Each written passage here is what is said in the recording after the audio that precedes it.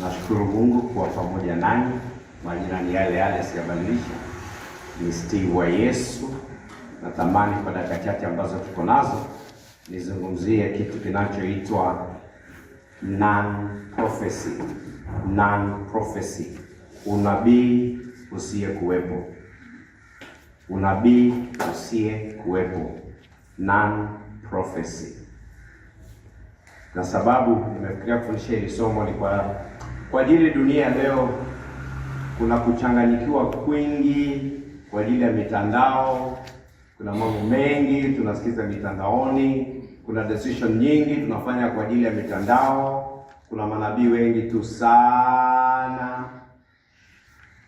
Kabla popa chaguliwe, rumors zilikuwa tu nyingi. Ule anaenda kuchaguliwa ndio the beast. Nini tumesikia mambo ya beast toka wakati wa Obama, wakati wa Trump, Pope John Paul II walisema ndio beast, ikawa si yeye tena. Mara ikawa Pope Francis, ikawa ni mwenye anakuja, walikuwa na majina yote waliokuwa na haikuwa. Yaani kulikuwa na unabii tu mwingi, kwa mitandao ilikuwa imejaa. Kila mtu amekuwa mjuaji. Kuna kitu kinaitwa AI, wanaziunda tu usiku na mchana. Na si tuko busy tunasikiliza kule tu. Haka nabaki kushangaa watu wa Mungu. Kwa hiyo Mungu alisema unabii unatoka kwa watu au unatoka kwa Mungu? Yaani tunaelekezwa na watu. Ukienda kwenye group za maombi, unaona tu zinatumwa tu. Paka hatuna muda wa kusikiliza Mungu, tunasikiliza watu. There's a lot of controversy. Na mwenye kuleta controversy ni adui, ni shetani. Asa Mungu asaidie wana karama chochote na upepo, tukao tunatafuta kusikiza watu wanasema nini badala ya kumsikiza Mungu. Kuna prophecy, true prophecy, kuna false prophecy na kuna non prophecy ambayo haipo kabisa. Ni watu wametunga vitu kwenye akili. Na hizo ndio nyingi kuliko hata false prophecy. Hizo ndio nyingi kabisa. Manabii ambao wameinuka sio nabii, lakini watunga mambo tu. Na imejaa kwenye social media, hizo AI. Siku hizi watu wengi ukienda kwenye mitandao ziko nyingi tu ambazo zinazungumzia mtu alikufa, akaenda kuzimu, akaona mtu fulani, amerudi, Mungu ametuambia Katoliki mnafanya sio sawa, na tunasikiza. Na hizo vitu ukisikiza vizuri, enda usikize hiyo sauti vizuri, ni karibu sauti ya watu wawili watu watatu. Wamekaa mahali watengenezanga tu. Nyinyi mnaziangalia tu, mnawatengenezea tu hizo likes, hizo hits. Wanatengeneza pesa. Yaani they are creating. Hata ile kwa Francis kuna mmoja anasema alienda kuzimu akamkuta huko. Yuko kote. Yaani ziko nyingi. Na watu wako busy, naona zinatumwa kila mahali. We are wasting time. Instead of listening to God, tunasikiliza na shetani anachezea game. Tunachezewa game vizuri sana. Tusipochunga ile kusikiliza Mungu itapotea, mitandao ndio itatawala. Hata watu wanao tunasema tuko rohoni. Rohoni Mungu akisema ni mitandao itatuongoza, bali Mungu anafaa kuongoza yeye mwenyewe. Mungu anafaa kuelekeza yeye mwenyewe. What is prophecy?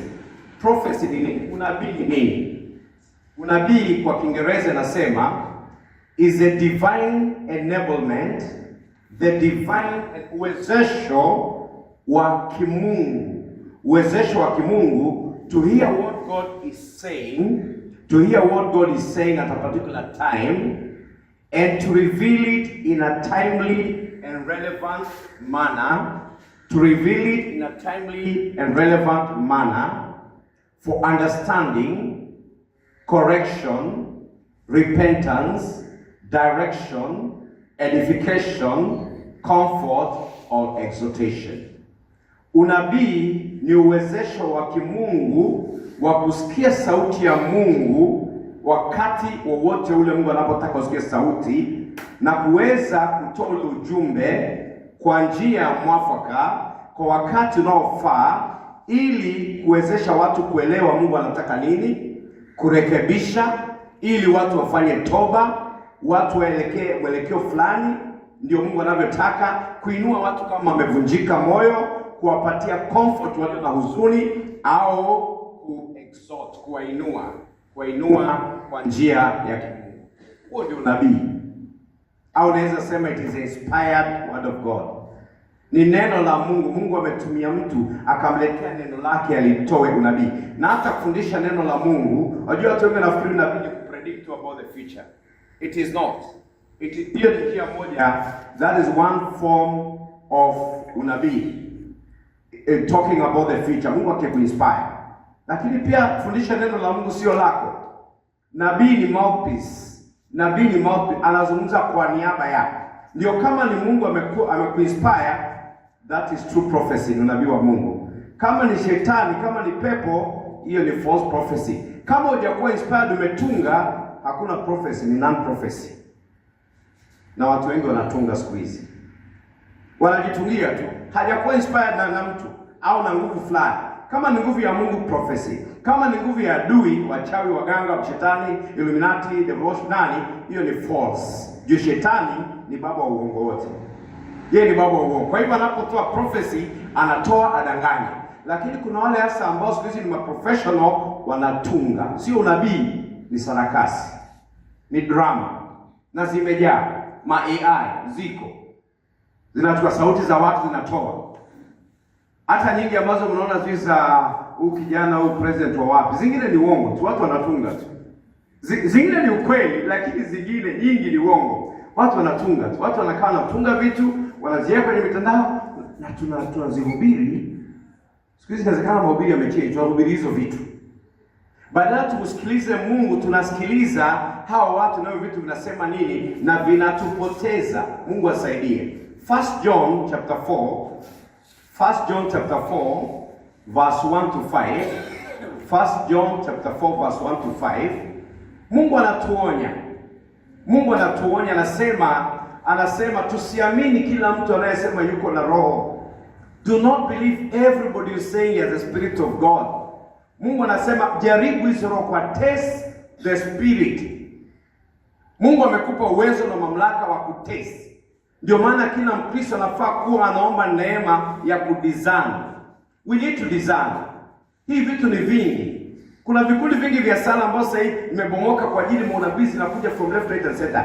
Watu hata wa design zinatupwa tu. Mpaka inachanganya. Direction ya sala hatusikizi Mungu tena, anasikiza hivyo vitu vinasema nini. Shetani atakupotosha kabisa tu kuangalia. Mungu anasema test the spirit. Jaribu kwanza ujue kama roho anayezungumza ni roho wa Mungu au roho wa shetani au ni mwanadamu tu, ni human spirit. So kama ni Holy Spirit, that's a prophecy. Kama ni evil spirit, that's a false prophecy. Kama ni roho wa mwanadamu, is a non-prophecy. Ni wewe tu umetunga tu. Haina tofauti na drama, igizo. Haina tofauti kabisa. Na ziko nyingi. Kuna huduma wale ambao wanakaa mahali, watu wanaingia tu wanawapatia nabii. Na nyingi wanatunga. Na watu wanapanga laini wanalipa. Na nyingi ni non-prophecy. Na kama amekuwa inspired, wakati mwingine ni adui anaye inspire, ni roho yupi anayetawala? Roho anayelipisha huduma ni yupi? Lazima tuwe makini sana. Mungu anasema test the spirit. Mjaribu maroho, kwa maana manabii wengi wa uongo wamezuka. Manabii wengi wa uongo wamejaa duniani. Hawa wa uongo wanakuwa inspired na adui spirit ingine ndio na inspire. Wanasema spirit of the dead, sio wana consult mababu au wachawi na waganga, au wana consult vitu, hizo ni false prophecy. Wana consult nguvu nyingine inawa inspire, wanatamka. Sio nguvu ya Mungu. Unabii wa Mungu ni divine enablement. Uwezesho wa Mungu wa kimungu, anakuwezesha kutoa unabii.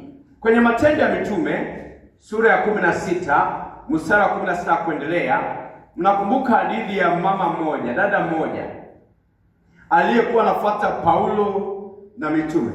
Matendo 16 kuanzia mstari wa 16 na kuendelea.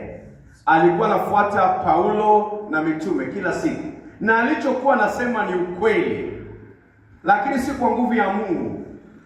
Alikuwa anasema kwa uwezo wa nguvu ya uaguzi. The power to predict the future. Shetani hakunyaganywa nguvu. Shetani alishushwa toka mbinguni, lakini nguvu hakunyaganywa. Yuko na nguvu zake za giza, anaweza akapredict mambo mengine akatokea, mengine akawa amedanganya. Yeye ni baba wa uongo. So the fact that somebody can predict haimaanishi ni nabii wa kweli. Test the spirit. Kama kuna kitu kimeangusha watu wa Mungu dunia leo, ni kitu kinaitwa man of God, woman of God. Imeangusha wengi. Sababu watu wakisikia man of God wanatetemeka. Ile courage ya kutest spirit haipo. Huwa nasema hata nikienda kufundisha walipopote wanaambia watu, vile nimeanza kufundisha, unafaa kuwa tayari unapima kama roho unayetumia ni wa kweli au ni story yangu. Inafaa kuwa tunapima, sio kuamini mtu tu kwa sababu mzungumzaji mzuri. Tumeona manabii wangu hata kwa hii prayer tumewaona ambao umekuwa kwa muda, mnajua. Kuna wengine wamekuwa hapa na wanahubiri kweli kama mafuta, lakini makonmen. Utakuta nabii wa uongo, kuna kitu ambacho kimejificha ndani. Ukichunguza kwa undani zaidi utakiona tu. Ukipima utakiona. So tusiwe haraka kuamini mtu kwa sababu anasema man of God, mighty of the prophets. Haya majina sikushtue. Wewe angalia kwanza maisha ya mtu atakwambia. Maisha ya mtu mara nyingi yanadhibitisha roho aliye ndani. Mtu unajulikana kwa matunda yake. Ndio maana Yesu akasema mtajua kwa matendo yao. A tree is known by its fruits. Ukitaka kujua kama wewe ni wa Mungu au wa Mungu, angalia matunda yako. Angalia tu matunda yako. Kama matunda yako ukienda kwa Galatia 5 yanalingana na yale Roho Mtakatifu, basi wewe ni wa Mungu. Kama matunda yako yanalingana na Galatia 5 inayosema matunda ya kidunia yanajulikana, yako pale, basi wewe ni wa dunia, wewe si wa Mungu. Kwa maana Mungu amepatia watu freedom of choice. Na hata huo unabii, matendo ya mtu anafaa kuambia. Hiyo ndio level ya kwanza ya kuchunguza. Number 2, unabii wote lazima uendane na neno la Mungu. Hakuna unabii ambao utaenda kinyume na mapenzi ya Mungu, hakuna. Hata mtu ajiite mightiest, usiogope majina makubwa. Wewe do design, pambanua kama unabii ni wa kweli. Dunia leo tumepotoshwa in a very big way. Tumepotoshwa sana na unabii wa uongo, na unabii ambao haupo, non-prophecy. Tuombe Mungu asaidie. Huyu dada aliyekuwa anafuata Paulo kila siku alikuwa anasema ukweli. Hawa ni watumishi wa Mungu aliye hai, na wanakuja kuhubiri watu kuhusu kuokolewa, na wanaleta wokovu. Na ilikuwa ni ukweli, lakini haikuwa Mungu, ilikuwa ni pepo. Paulo siku moja akageuka akaambia pepo mtoke, akamtoka. Wala watu waliokuwa watengeneza pesa kwa uaguzi wake walikasirika. Wakaenda kumshtaki Paulo akitaka aondolewe, sababu biashara yake imeharibiwa. Roho ile kwa inaongoza sio roho wa Mungu. Kwa hivyo hakuwa nabii wa ukweli, ule alikuwa nabii wa uongo. So the fact that shetani ameongea ukweli haimaanishi amekuwa nabii wa Mungu. For Francis, kwa kitabu chake kimoja kinaitwa With the Father's Heart, anatukumbusha kwamba shetani ni baba wa uongo wote. Anasema anytime the devil speaks the truth, wakati wowote shetani anaongea ukweli, anaongea kukuhukumu wewe na mimi. Hakuna siku yeye uongea ukweli, na akiongea ukweli anaongea kutuhukumu, anachallenge Mungu. Mungu ulisema asiyeheshimu baba na mama amelaaniwa. Mungu hatasema la, imeandikwa. Akiongea ukweli anaongea kuhukumu. Mungu umesema anayechukia mwenzake ni muuaji, imeandikwa. Mungu hatasema la, sema ni kweli. Na mbona hao uuaji wako pale kathidro wataka kujibu sala zao? Sala yako imefungwa na shetani, amekushinda kwa neno la Mungu. So tutafute kuwa manabii wa kweli. Nabii wa kweli number 1 anaishi neno la Mungu. Kung'ang'ana, we have to strive. Hatujakamilika, lakini lazima tung'ang'ane tuishi neno la Mungu, ndio tuwe manabii wa ukweli. Ni roho gani anayetusukuma hata kwa huduma zetu? Ni roho yupi anayetawala? Kwa nini twende kwa mitandao kujua Mungu anasema nini? Haimaanishi hakuna wale ambao wanatuelekeza, wako. But you need to be careful. Ni nani unayemsikiliza? Who is that unayemsikiliza? Na umekuwa ukipima unabii wake. The fact that anasema ukweli, maisha yake yanaendana. God can use anybody, hata mwenda wazimu. Once in a while, leo tumia hata punda. Once in a while. Haijamaanisha punda imekuwa prophet. Haitabadilika kuwa punda. Punda ule wa Balaamu alitumika mara moja, story ikaisha. Mwendo wazimu anaweza tumika siku moja akatoa unabii ukaisha. Haimaanishi atakuwa anatumiwa kila siku. Ile mara moja Mungu anaweza kufanya na sababu. Wenda wazimu waliopagana na mapepo makaburini walikuwa wanamuona anasema, Yesu mwana wa Daudi una nini na sisi? Wanamtambulisha. Haimaanishi yule mwenda wazimu amekuwa nabii sasa. Amosi 3, Amos chapter 3 verse 7 and 8. Amosi 3:7 na 8, Mungu anasema yeye Mwenyezi Mungu hafanyi jambo lolote wala haruhusu lolote lifanyike bila kuwajulisha watumishi wake manabii. God does nothing. He allows nothing to happen without informing his servants the prophet. Ndio maana akienda kubomoa Sodomu na Gomora anasema nimfiche rafiki yangu Abraham. Uliza mwenzako, wewe ni rafiki ya Mungu? Ndio maana akitaka kubomoa Nineve anamtuma John. Anasema hakika. The fact that kuna non-prophecy na kuna false prophecy haijamaanisha hakuna true prophets wako.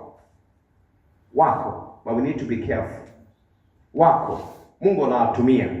Anasema haruhusu lolote lifanyike bila kuwajulisha watumishi wake manabii. Sasa ulipobatizwa ulifanyika nini na nini na nini? Kuhani, mfalme, nabii. Uliza mwenzako, Mungu alifunulia lini mwisho? Ama lazima uende kwa AI? Kwa nini Mungu aseme na wewe? Kwa nini Mungu aseme na mimi? Kwa nini tegemee mitandao? Kwa nini tegemee ati wameenda kuzimu, wameenda mbinguni, wamerudi, wamekuja na story nyingi. Na ukisikiliza sauti ya yule anaye narrate, sikiliza ingine na ingine na ingine. Na zingine ataziweka kwa njia ambayo utafurahia. Watasema vile Muislamu alienda akakutana na Jesus akageuka, utampenda. Akitoa nyingine unaamini, akitoa nyingine unaamini. Adui ni mjanja. Ni mjanja. Haimaanishi zingine zinaweza kuwa zina ukweli. Some of them may be having the truth. I don't know. But all I'm saying is, rather than depend kwa hizi ambazo watu wanatengeneza, mbona usimtegemee Mungu aliye hai? Anasema Mungu haruhusu lolote lifanyike bila kuwajulisha watumishi wake manabii. Swali ni, je, wewe ni nabii? Na kama wewe ni nabii, kwa nini hakujulishi? Kwa nini utegemee wengine? Turudini kumsikiliza Mungu. Wanakarama, turudisheni kipindi cha ukimya. Sio sahihi tunaomba hapa unakimbia kwa YouTube kwenda kumsikiliza Mungu kwa sauti za watu. Hiyo ni kupotoka tunapotoka. Turudini kwa njia za Mungu, tumsikilizeni Mungu. Manabii wengi, ile first letter of John chapter 4 inasema maana manabii wengi wa uongo wamezuka duniani. Mungu anasema wengi, sio wachache, wengi. Na wale ambao ni non-prophet wamekuwa wengi zaidi. Na wengine si ndio tumefanya wakwe manabii wa uongo au non-prophet. Kwa sababu gani? Kila saa Angira, niambie Mungu anasema nini kunihusu? Hasa ile Angira onekana yako na connection, anatunga. Sababu asiponiambia itaonekana yuko weak. Kumbe mwalimu Kesi unajifanya kama kumbe una connection, unatunga. Hasa hiyo si prophecy, hiyo ni drama, ni non-prophecy. Tuombe Mungu asaidie. Dunia leo shetani amenuka na mbinu nyingi sana. Mbinu nyingi sana. Nashukuru Mungu Populi amechaguliwa. Mbinu zote ambazo shetani alikuwa amepanga zilisambaratika. Sababu kwa shetani alikuwa na mipango yake mingi na mikubwa. Ndio maana alikuwa anatumia manabii wengi wa uongo kusema mambo mengi tu. Yaani shetani kazi yake ni ku-divide. Na alikuwa anataka ku-divide. Na nashukuru Mungu sana ilifanyika within 2 days. Haikuchukua muda. Ingechukua muda ingempatia nafasi ku-spread more lies and rumors. Na hata wakati alichaguliwa Leo, tayari AI na nini wakatoa mwingine wakatangaza wenyewe. Hata nikatumiwa na wengine katika Pope amechaguliwa jina lingine, mtu tofauti. That is the work of the enemy. Tusiwe rahisi kufuata hizo vitu. Don't be quick. When you receive, ukitaka kusikiza, sikiza. Omba. Don't be quick kufuata. Unaweza kuona umeanza kuwa pia wewe kuwa non prophecy, wewe ni mmoja wao unayeneza prophecy za uongo ama zenye hazipo. Don't be quick. Mimi wanafuadiwa nyingi sana. Mimi nyingi hata sisikilizi. Sasa mnaanza kusikiza na achia tu hapo tu. Naambia kama kuna ukweli Mungu nifunulie. Kwani Mungu ameshindwa? Hajashindwa. Hajashindwa. So tuombe Mungu leo atuhurumie. Prophecy ni ndefu. Kuna hata kitu kinaitwa bad prophecy. Bad prophecy, kuna category ya bad prophecies. Kuna zile ziko impure, kuna zingine ziko weak, kuna zingine ziko floppy, kuna zingine ziko ni somo ndefu sana. Hii somo ya prophecy ni one of the teachings ambazo ziko kwenye School of Charisms. So viongozi pangeni, Mombasa haijakuja siku nyingi. Shule ya karama, ili watu waeleze karama kwa undani zaidi, waweze kuzitumia na kutumika kwenye level nyingine. Tuache kudanganywa na maprofesi na non prophecy nyingi. Jamaa yule wa mandevu siku moja alitoa prophecy, the mightiest, si mnamjua the mighty of the mightiest prophet in Kenya. Alitoanga prophecy miaka karibu 10-15 iliyokwisha. Akasema Mungu amesema Kenya jinsi tumekuwa waovu, amesema Nairobi ataigawanya mara 2, earthquake igawanyike, Nairobi iangushe yote. That is possible. Hiyo inawezekana. Maovu yaliyo Kenya ni mengi. Mungu anaweza kasirika na akafanya hivyo. So hapo kuna possibility Mungu anaweza kuwa amesema unaachia hapo nazidi kuomba. Akamalizia akasema hata mkiomba. So what was he telling us? Hata msiombe. So alikuwa atambia tusiombe. Neno la Mungu linaniambia nini? Kama watu wangu hawa waovu wakinyenyekea na kuacha uovu wao na kurudi kwa njia zangu, mimi Mwenyezi Mungu nitaondoa hasira yangu na kuiponya nchi yao. Naona tuambia hata tusiombe. False. Gauge the prophecy vis-a-vis the word of God.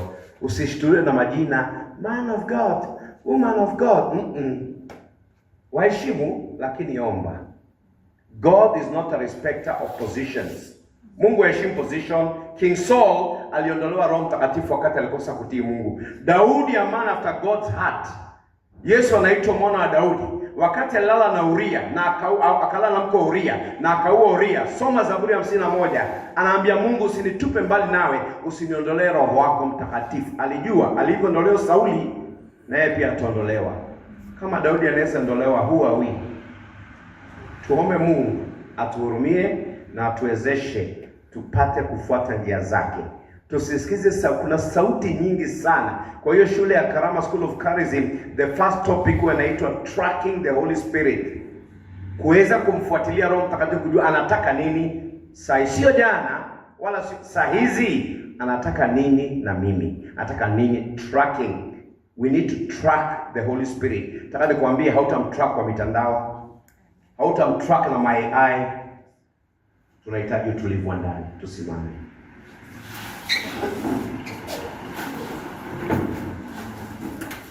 Naomba tupate wimbo mmoja wa Roho Mtakatifu.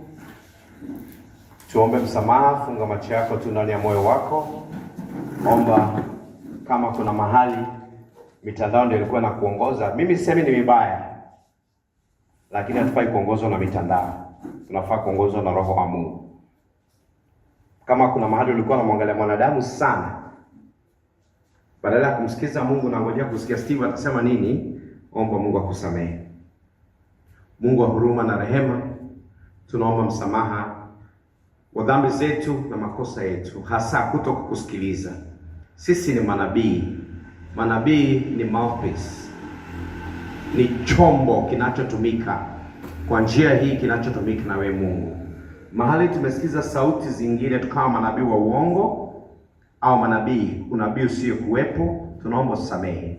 Tunaomba damu yako ituoshe, na wale wote wanaotumika na adui shetani kutoa nabii wa uongo, tunaomba wahurumie. Tunaomba wasamehe, watakase kwa damu yako, wabadilishe nia mbaya kutumika na adui na wanaotunga kudanganya tu ulimwengu, kuongoza tu kwa njia au kutengeneza pesa. Mungu wahurumie. Wamejaa dunia leo. Tuko kwenye dunia ambayo iko kwenye hatari, lakini Bwana kwako kunawezekana. Kuna uwezo Baba, tukaweza kusikia sauti yako tena. Umetuahidi kwenye Amosi 3, hautendi lolote bila kuwajulisha watumishi wako manabii. Kwa ubatizo tulifanyika manabii, makuhani na wafalme. Hizi ofisi kama tumezipoteza kwa ajili ya ulimwengu na sauti nyingi, tunaomba huruma, tunaomba uturegeshe. Damu yako itakase akili, roho na nafsi. Roho Mtakatifu njoo utuongoze tena. Come Holy Spirit. Mungu Roho Mtakatifu. Tembele, mwambie tutembele Roho, tutembele. Tutembele Roho, tutembele. Tutembele Roho, tutembele. Mioyoni mwetu Roho, tutembele. Tutembele Roho, tutembele. Maishani mwetu Roho, tutembele. Tutembele Roho, tutembele. Familia zetu Roho, zitembele. Zitembele Roho, zitembele. Na kazi zetu Roho, zitembele. Zitembele Roho, zitembele. Tutembele Roho, tutembele. Tutembele Roho, tutembele. Tunakuhitaji Roho, tutembele. Tutembele Roho, tutembele. Unene nasi Roho, tutembele. Tutembele Roho, tutembele. Njoo Roho Mtakatifu, tutembelee, tuangaze, tuongoze, tujaze. Roho wa kweli, wewe ndio msema ukweli, wewe ndio kweli yote. Bwana Yesu alituahidi utakapokuja Roho wa kweli utatufundisha kweli yote. Yesu, kwa neno lako kwenye Marko 16 mstari wa 17 na 18, unaahidi wanaokuamini ishara na miujiza yataandamana nao. Nguvu za giza zitasikemea, zitaondoka. Hata wakinywa sumu wakishika nyoka itadhuru. Watawekea wagonjwa mikono nao watapona. Mungu, tunaomba utumie mikono yetu midhaifu kuondoa mafundisho yote potovu, sauti zozote ambazo tulikuwa tunasikiza za nje, na tupate kusikia sauti yako. Tuinue mikono yetu. Damu ya Yesu, takasa mikono hii. Blood of Jesus, Holy blood of Jesus, takasa mikono. Vunja ngome zote za adui shetani. Ondoa kabisa, mteketeze kwa moto wako adui kwenye akili zetu, kwenye nafsi zetu, kwenye mili yetu, kwenye ndoa zetu, watoto, wajukuu, kwenye kazi, kwenye biashara, kwenye huduma, popote alipojificha ateketee kwa moto wa Roho Mtakatifu. Ondoke, naende chini ya msalaba. Damu yako itakasa mikono hii Bwana. Umeahidi tutawekea wagonjwa mikono watapona. Tumia mikono hii kuleta uponyaji kwetu sisi. Mwenyezi Mungu na utukuzwe. Weka mikono yako kwa kichwa. Mungu, mafundisho yote potofu, every form of indoctrination ambaye kupendezi, kupitia mikono hii, wacha iwe ni mkono wako Bwana. Vunja kabisa na ufute. Futa kabisa, ondoa kabisa. Mungu, achilie elimu mpya. Ulifungua mitume akili wapate kuelewa. Open our minds to understand the scripture. Tuache kupotoshwa na maneno mazito. Kristo mfalme, man of God, woman of God, prophet, manabii. Tuache kupotoshwa na maneno, bali tujue nabii wa kweli ni nani, na tukusikilize wewe Mungu wetu na Bwana wetu. Bwana, tia nuru yako. Release a word of knowledge. Release a word of understanding. Release your wisdom. Release your counsel, fortitude, piety, and the holy fear of the Lord. Achilia mapaji saba ya Roho Mtakatifu. Achilia Kristo mfalme. Achilia. Mungu, fanya kitu kipya. Mungu, siku ya leo acha tuanze kupata maono. Wacha tuanze kupata ndoto za mbinguni zinazotuelekeza. Tuache kutegemea wanadamu. Anza kusema nasi. Anza Bwana kuachilia sauti ya ndani kwa moyo. Release an impression on our minds and our hearts. Release an impression to the eyes of the mind, Almighty God. Kwako yote yanawezekana. Mungu, na njia nyingi. Bwana, unazungumza kwa nature. Unazungumza kwa sauti ya ndani. soft voice, small, kama ile Elijah, Mwenyezi Mungu. Bwana unaweza. Weka mikono yako kwenye masikio yako. Kidole kimoja ingiza ndani. Kama kuna chochote kiovu huko kiteketee, kivunjike. Sauti zingine zote ziteketee, zivunjike kwa jina la Yesu. We break every communication with the enemy in the name of Jesus. Mawasiliano na falme zingine zote tunavunja kwa jina la Yesu. Tunang'oa kabisa na kufunga chini ya msalaba. Damu Yesu takasa hayo masikio. Mungu fungua connection moja peke yake ya mbinguni. Manabii wa kweli ni wanaopata uwezo wa kusikia neno la Mungu. Mungu achilia uwezo wa kusikia neno lako. Ili Bwana tuwe manabii wa kweli. Tuwe kama Samueli unayetuambia kwenye 1 Samuel 3:19, hakuna neno alilotamka ambalo haukukamilisha. Naomba tufikie hicho kiwango kwa ajili ya sifa na utukufu wako. May you cover us with your blood and the fire of the Holy Spirit. May you live in us with all your glory. Fight all our battles. We come against every spiritual revenge counter attack. Tunafunga zote chini ya msalaba kwa mtakatifu. Mungu tufanye daima washindi ndani mwako mpaka tufike kwako mbinguni. Kwa njia ya Kristo tunaomba na kuamini. Amen. Kwa jina la Baba na la Mwana na Roho Mtakatifu. Pigie Yesu makofi mazuri.